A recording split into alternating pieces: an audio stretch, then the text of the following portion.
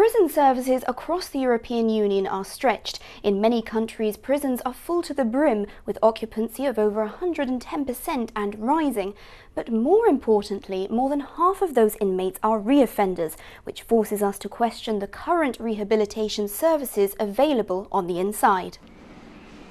In most member states, policies on the provision of basic and vocational skills in prison already exist, but there is a need to provide better solutions for their implementation, starting not just at the time of release, but immediately from the prisoner's arrest, right the way through the period of imprisonment. But in the midst of a financial crisis, is this really the time to invest more money into helping ex-prisoners?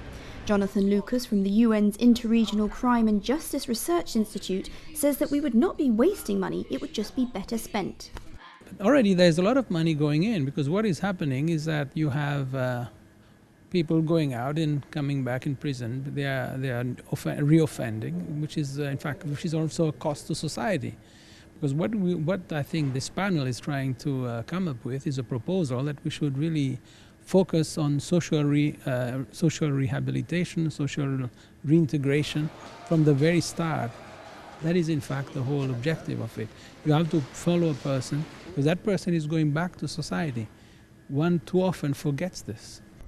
Indeed, there is logic to this argument. Instead of spending money on more prison places, it costs an estimated €70,000 a year to house each inmate, there is a strong case for redirecting that money towards prevention methods, including lifelong learning that will increase the individual's chance of employment and sense of responsibility.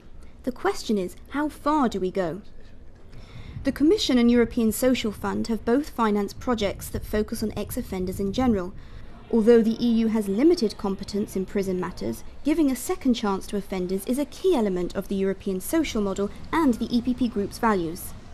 This was underlined by MEP Salvatore Iacolino, who organised today's hearing on the rehabilitation of former prisoners. Of course, social integration is of significant value for the European People's Party, but also the prevention for prisoners.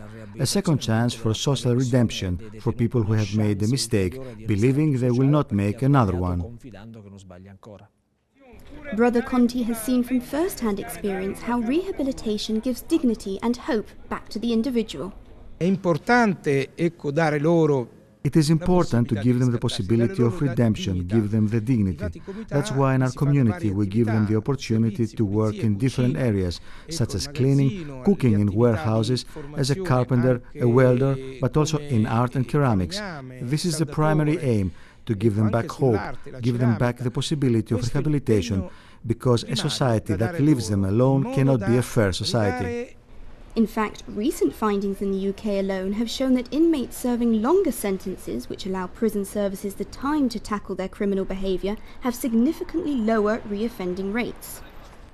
Although we can take on board this progress, one can't help but wonder if the answer is to put more into society before people commit the crimes. After all, can society really forgive and forget? Only time will tell, but perhaps we are on the verge of a rehabilitation revolution. For more information about our group's activities on these and other issues, please visit our website at eppgroup.eu. I'm Gemma Slaymaker reporting for EPP TV. Thank you for watching.